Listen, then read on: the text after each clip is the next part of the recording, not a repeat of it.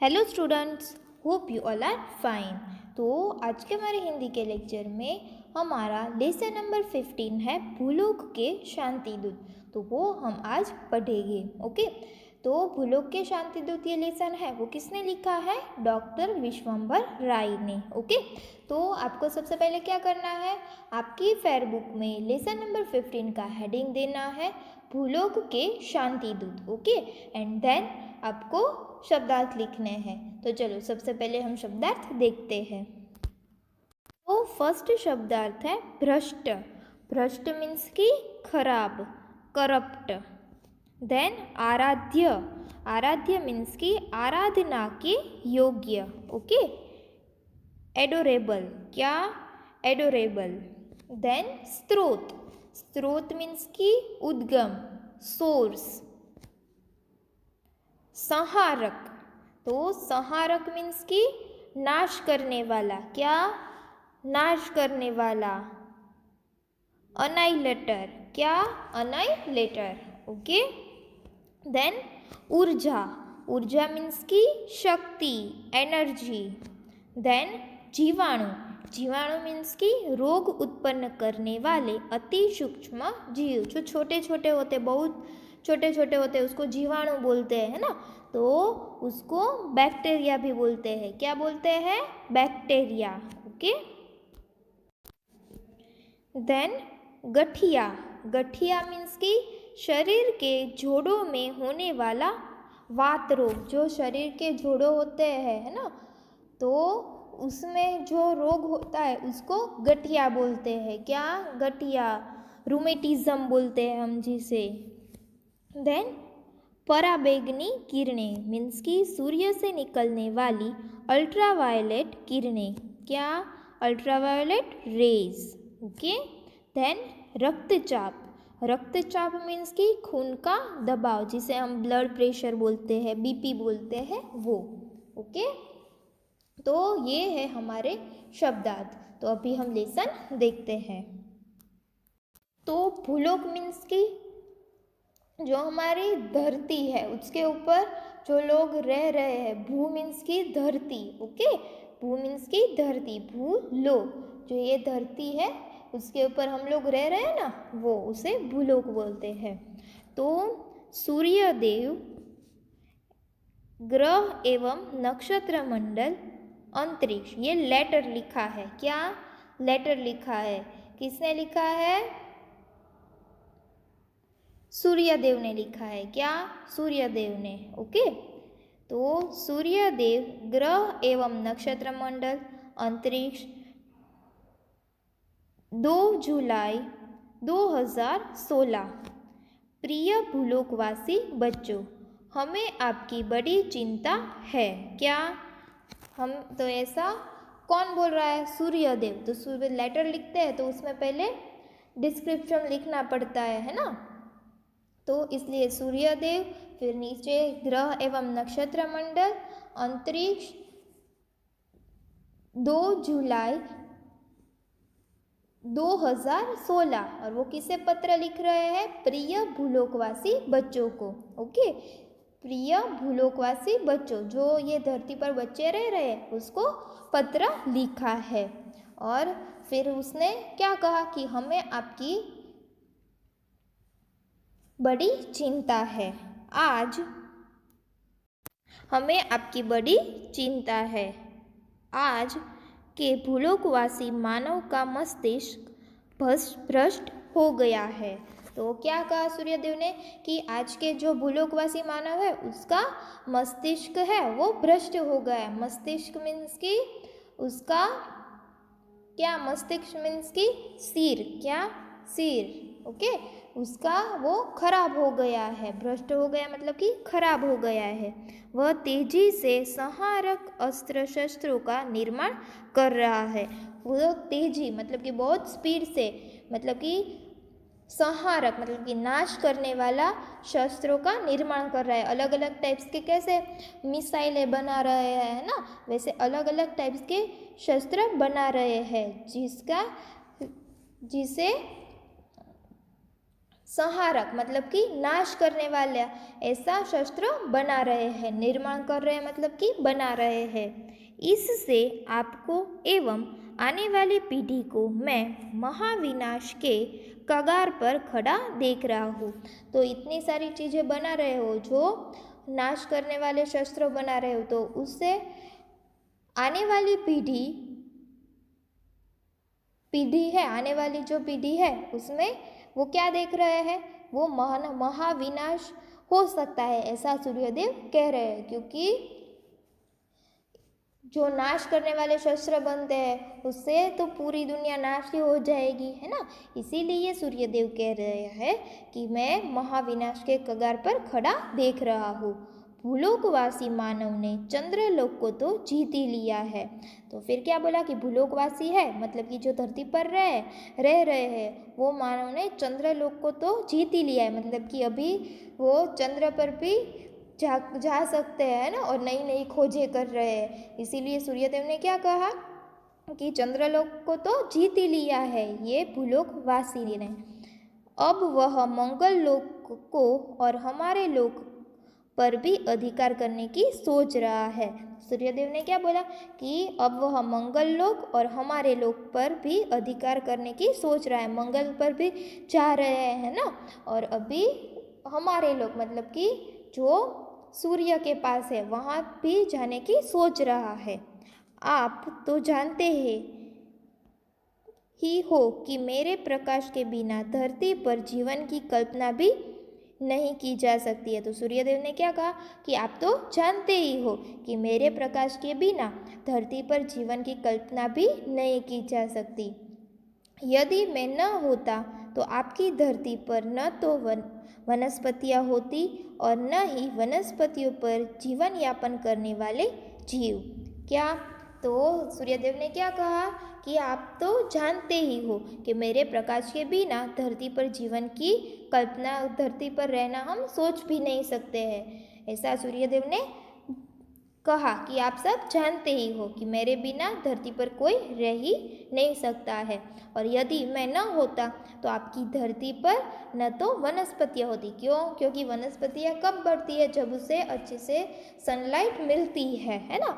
और फिर क्या कहा कि फिर तो न ही वनस्पतियों पर जीवन यापन करने वाले जीव भी होते। जो वनस्पतियाँ खाते ही, जो वृक्ष खाने से ही अपना पेट भरते हैं, दूसरी कुछ चीज़ें नहीं खाते हैं, तो वनस्पतियाँ ही नहीं होती तो वो जीव भी नहीं होते, है ना। समस्त विश्व मुझे आराध्य देवता तथा समस्त ऊर्जाओं का स्रोत मानता है। तो फिर सूर्य ने क्या बोला कि समस्त विश्व मतलब कि पूरा विश्व मुझे आराध्य देवता मानता है और समस्त ऊर्जा का स्रोत मानता है। क्या? पूरी एनर्जी है, स्रोत मतलब ऊर्जा मतलब कि शक्ति, एनर्जी, उसका सोर्स मानता है। वैदिक काल के ऋषियों ने हमारे प्रकाश में छिपे जीवनदायक गुणों को पहचाना था। वैदिक काल मतलब कि पुराने काल में, पहले के काल में ऋषियों ने हमारे प्रकाश में छिपे जीवनदायक गुणों को पहचाना था कि सूर्य है उसमें कौन से जीवनदायक गुण छिपे हैं, तो वो ऋषियों ने वो भी ढूंढ निकाला था। हमारी किरणें ताकत बढ़ाने के अलावा अनेक रोगों में औषधि का काम करती है। तो सूर्य ने क्या बोला कि हमारी किरणें हैं वो ताकत बढ़ाने के अलावा अनेक रोगों में औषधि का काम करती है और सब लोग ठीक हो जाते हैं, अच्छे हो जाते हैं। हमारी किरणें हानिकारक और रोग पैदा करने वाले जीवाणुओं को नष्ट करती है। तो सूर्य ने क्या बोला कि हमारे अंदर से जो किरण निकलती है वो हानिकारक, जो हमारे लिए हानि पहुंचाता है, हमें नुकसान पहुंचाता है, और रोग पैदा करने वाले जीवाणु होते हैं, जीवाणु मीन्स कि बैक्टीरिया होते हैं, उसे भी नष्ट करती है, उसे भी ख़त्म करती है। मतलब कि बहुत तेज, बहुत ही सनलाइट हो तो उससे वो बैक्टीरिया होते हैं वो ख़त्म हो जाते हैं। भोजन तथा खाद्य पदार्थों की सुरक्षा करती है। और फिर क्या करती है? भोजन और खाद्य पदार्थों की सुरक्षा करती है। रोगों को सहन करने की शक्ति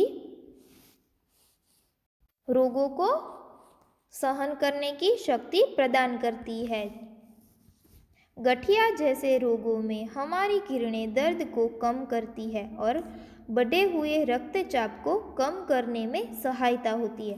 तो फिर सूर्यदेव ने क्या कहा कि गठिया जैसे रोग मतलब कि जो शरीर के जोड़ों में जो दर्द होता है उससे हमारी किरण पड़ती है उस पर, तो उससे दर्द भी कम होता है। और बढ़े हुए रक्तचाप मतलब कि ब्लड प्रेशर है वो बढ़ जाता है, तो उसमें उसमें कम करने में सहायक होती है। क्या सूर्य किरण है, सनलाइट है, वो उसे कम करने में भी हेल्प करती है। हमारी किरणें जीवों की मानसिक दशा को भी प्रभावित करती है। तो फिर सूर्यदेव ने क्या बोला कि हमारी किरणें हैं वो जीवों की मानसिक दशा है, मतलब कि जो मेंटली हमें होता है, ओके, मेंटल मानसिक मतलब कि मेंटली, ओके, उसमें अगर हमें कुछ हुआ होता है तो उसको भी वो प्रभावित करती है। विश्व के उन हिस्सों में जहाँ सर्दी में दिन छोटे हो जाते हैं और मैं कम से कम समय के लिए निकलता हूँ, तब कुछ लोग परेशान हो जाते हैं। हमारे यहाँ ही सर्दी में मतलब कि विंटर आता है तब दिन कैसा हो जाता है, छोटा हो जाता है ना, एंड रात बड़ी हो जाती है, तो तभी सूर्य है वो कम से कम निकलता है ना, इसलिए कुछ लोग परेशान हो जाता है। जबकि दिन लंबा होने पर वे फिर प्रसन्न हो जाते हैं। फिर दिन जब लंबा हो जाता है तब वापस सब लोग खुश हो जाते हैं। हमसे निकलने वाली पराबैंगनी किरणें विटामिन डी का मुख्य स्रोत है। तो सूर्यदेव ने क्या कहा कि हमारे अंदर से जो पराबैंगनी किरणें हैं वो निकलती है, उसमें विटामिन डी मुख्य स्रोत होता है, उसमें विटामिन डी मुख्य होता है। विटामिन डी शरीर में हड्डियों के निर्माण और विकास के लिए बहुत ज़रूरी होता है। तो विटामिन डी है वो हमारे शरीर में जो हड्डियाँ होती है उसके निर्माण और विकास के लिए बहुत ही ज़रूरी है। पराबैंगनी किरणों के प्रभाव से रक्त में कैल्शियम और फॉस्फोरस की मात्रा भी बढ़ती है। तो पराबैंगनी किरणें हैं उसके प्रभाव पर जो उसकी किरणें हमारे ऊपर पड़े तो रक्त मतलब कि हमारा ब्लड होता है उसमें कैल्शियम और फॉस्फोरस की मात्रा भी बढ़ती है। बचपन में माताजी ने आपके शरीर पर सरसों के तेल की मालिश करके धूप में स्नान करवाया होगा। जब बच्चे छोटे होते हैं तो माँ क्या करती है, शरीर पर सरसों का तेल लगाकर धूप में बिठाते हैं थोड़ी देर और फिर धूप में स्नान करवाते हैं। इसका कारण यह है कि पराबैंगनी किरणों को शरीर में सोखना होता है, तो सरसों का तेल लगाकर थोड़ी देर धूप में बिठाते हैं, इसलिए पराबैंगनी किरणें हैं वो शरीर में जाए और हड्डियाँ मजबूत बने और कैल्शियम और फॉस्फोरस की मात्रा भी बढ़े, जिससे आपके शरीर की हड्डियाँ मजबूत होती है तथा शरीर भी पुष्ट होता है। पुष्ट मतलब कि तंदुरुस्त होता है, हेल्दी होता है। बच्चों, मेरी पराबैंगनी किरणें के हानिकारक प्रभाव को रोकने में आपकी पृथ्वी के ऊपर वायुमंडल में मौजूद ओजोन की परत का बड़ा योगदान है, क्योंकि अधिकांश हानिकारक किरणों को ये सोख लेती है। तो पराबैंगनी किरणें हैं वो हमारे लिए हानिकारक भी है, बट वो हमारे पर डायरेक्ट हम पड़े उसके अल्ट्रावायलेट रेज है वो हमारी बॉडी पर डायरेक्ट आए तो हमें वो नुकसान पहुंचा सकता है। बट हमारी पृथ्वी है, ओके, उसके ऊपर एक ओजोन स्तर होता है। क्या? एक ओजोन स्तर होता है, मतलब कि एक ओजोन लेयर होता है, तो उसकी वजह से वो पराबैंगनी किरणें हैं, अल्ट्रावायलेट की रेज है वो हमारे बॉडी पर डायरेक्ट नहीं आते हैं, ओके। और जो ओजोन लेयर है वो अल्ट्रावायलेट रेज है उसमें जो हानिकारक किरण होते हैं वो उसे सोख लेती है। जहरीली गैसों के द्वारा जो वायु प्रदूषण हो रहा है उसे वायुमंडल की रक्षक ओजोन परत में छेद हो गया है, इसीलिए लाखों लोग चमड़ी के कैंसर से पीड़ित हो रहे हैं। तो देखो, अभी जहरीली गैस है और वायु प्रदूषण इतना बढ़ गया है, एयर पोल्यूशन इतना बढ़ गया है, उससे जो ओजोन लेयर है उसमें छेद हो गए हैं, इसीलिए लाखों लोग अभी चमड़ी के कैंसर मतलब कि स्किन कैंसर से पीड़ित है। इसलिए ज़्यादा से ज़्यादा ये हो रहा है। क्यों? क्योंकि अल्ट्रावायोलेट रेज है वो डायरेक्ट हमारी बॉडी पर होता है, इसीलिए हमें स्किन कैंसर है वो होता है। यदि यह परत नष्ट हो गई तो पराबैंगनी किरणों के प्रभाव से प्राणी मात्र का नामो निशान ही मिट जाएगा। तो फिर सूर्यदेव क्या कह रहे हैं कि जब भी ये ओजोन परत है वो नष्ट हो जाएगी तब पराबैंगनी किरणों के प्रभाव से वो प्राणी मात्र नामो निशानी मिट जाएगा, सब लोग मर जाएंगे। अब आप ही विश्व को मार्ग दिखलाए। तो सूर्यदेव क्या कह रहे हैं कि अभी आप ही विश्व को मार्ग दिखाए, ऐसी सामाजिक व्यवस्था बनाने में सहायता करे जहाँ सभी संतुष्ट हो, जहाँ न कोई निर्धन हो न धनी हो, जहाँ न कोई ऊंच हो न नीच, जहाँ सब समान हो, जहाँ सभी प्यार के बंधन में बंधे हो और जहाँ चारों ओर सुख शांति हो।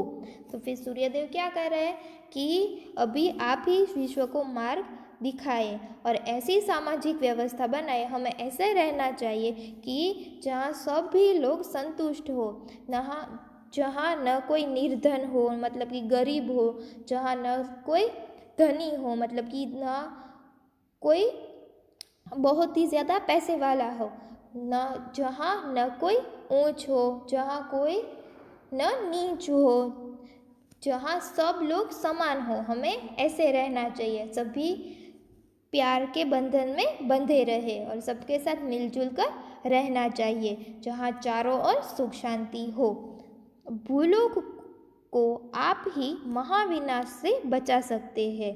ईश्वर आपको समझ दे और सही राह दिखाए। तो सूर्यदेव ने क्या कहा कि भूलों को अब आप ही ये महाविनाश से बचा सकते हैं, इसलिए ईश्वर आपको समझ दे और सही राह दिखाए। आपके प्यारे सूर्यदेव। तो ये पत्र किसने लिखा था? सूर्यदेव ने लिखा था।